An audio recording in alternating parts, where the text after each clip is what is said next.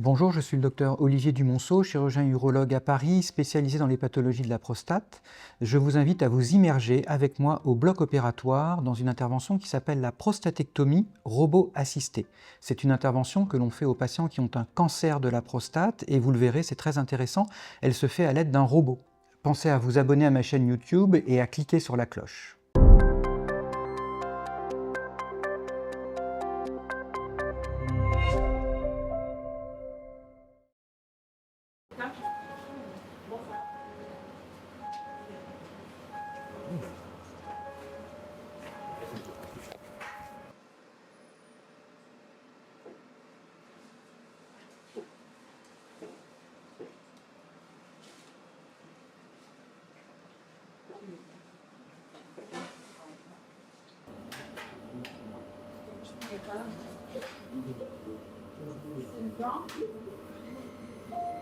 Installez l'ourlocote pour le ciblage.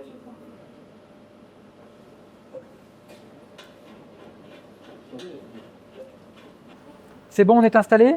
Oui, voilà, c'est bon. Parfait, merci. Alors on va commencer la prostatectomie robotique. Donc toute l'intervention maintenant se déroulera à partir de cette console.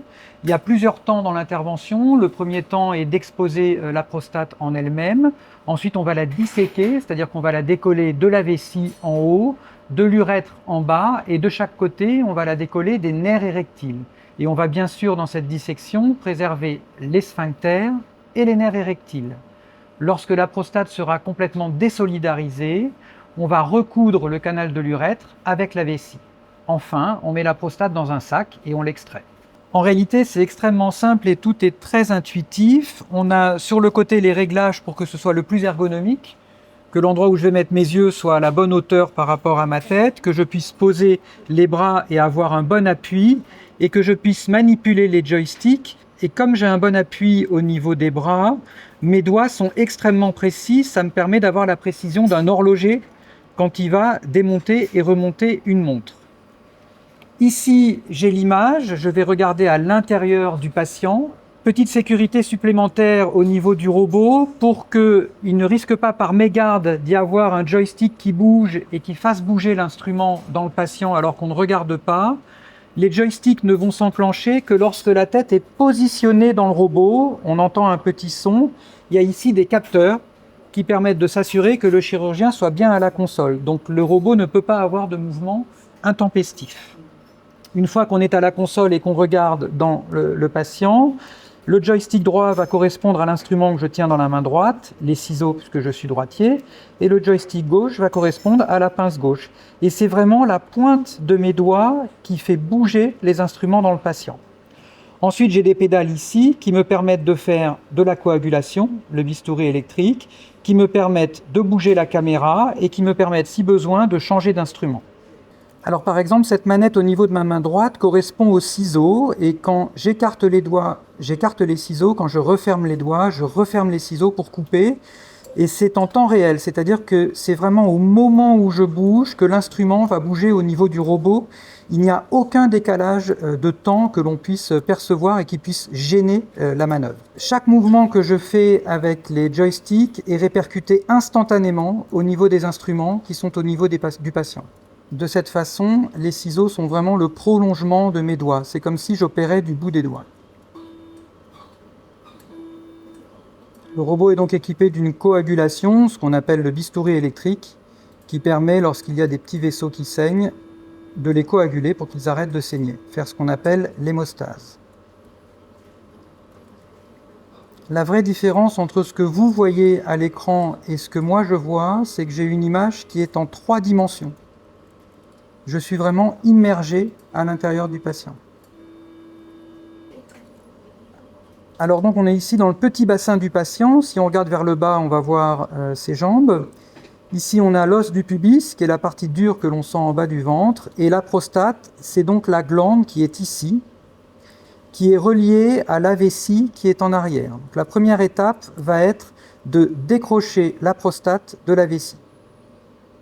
Donc on a séparé la prostate de la vessie. On voit bien ici l'ouverture de la vessie qui communiquait avec l'ouverture de la prostate. C'est comme si on avait ouvert un livre. Donc là, je suis en train de disséquer ce qui s'appelle les vésicules séminales. Les vésicules séminales, c'est le réservoir à sperme en fait. C'est à partir de là que vient l'éjaculat au moment de l'orgasme. Ces vésicules sont situées à l'arrière de la prostate et elles s'en vont avec la prostate. On les enlève toujours quand on enlève la prostate pour cancer.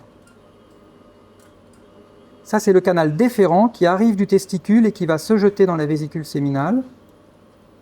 Et derrière, ici, il y a plusieurs petits vaisseaux et derrière, on voit bien la vésicule qui se dessine progressivement et que l'on dissèque avec précaution puisqu'il peut y avoir des filets de nerfs érectiles collés aux vésicules séminales, donc on fait toujours extrêmement attention. Alors l'objectif de cette intervention, la prostatectomie robot-assistée, c'est de traiter le patient de son cancer de prostate, c'est d'enlever la prostate et le cancer qui est en son sein. Bien évidemment, guérir le patient du cancer est un objectif essentiel, mais il faut aussi penser à sa vie une fois qu'il n'aura plus le cancer. Et sa vie une fois qu'il n'aura plus le cancer, elle doit être la plus normale possible sur le plan urinaire et sexuel. Sur le plan urinaire, on doit lui préserver sa continence urinaire. Il ne s'agirait pas qu'il doive porter des garnitures. Et on fait ça très, très facilement aujourd'hui avec le robot. On préserve les sphincters que l'on voit très bien. Et sur le plan sexuel, on va préserver ses érections. En revanche, on ne pourra pas préserver ses éjaculations. Le patient aura un orgasme, mais un orgasme sec, sans émission de sperme. Il ne peut plus faire d'enfant. Bonjour, je suis l'anesthésiste en charge de cette opération qui a commencé il y a à peu près 1 heure, qui se passe parfaitement bien. Ça va être fini dans à peu près 1 heure, donc au total on aura une durée opératoire de 2 heures, c'est la durée habituelle. Après l'opération, le patient il ira en salle de réveil et moi je vais continuer ma prise en charge par la suite en salle de réveil. Voilà, l'intervention au robot est terminée. Je vais maintenant me rhabiller pour aller enlever la prostate du patient.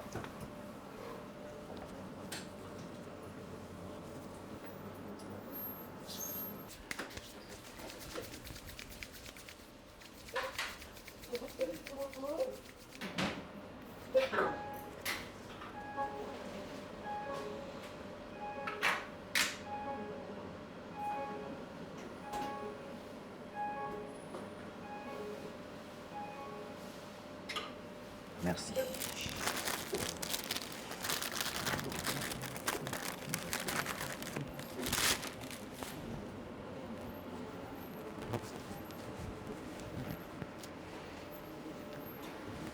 Alors la prostate a été mise dans un sac parfaitement étanche, ce qui permet de ne pas risquer qu'elle entre en contact avec les autres tissus de l'organisme et notamment la peau quand on va la sortir. Ça évite que le tissu tumoral touche d'autres tissus lors de l'extraction du sac.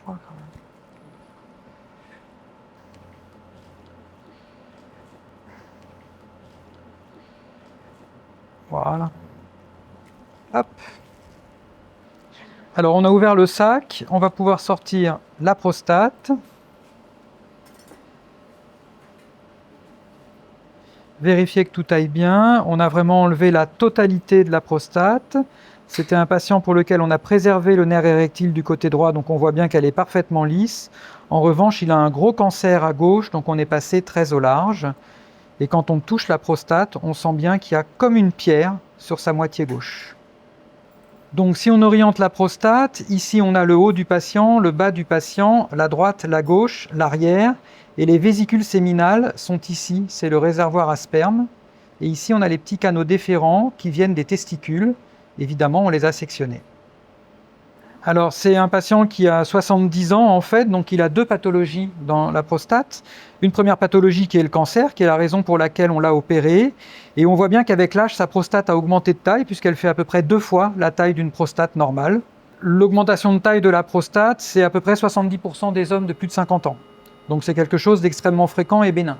Pensez à liker cette vidéo, surtout n'hésitez pas à la commenter et à la partager avec vos proches. À bientôt.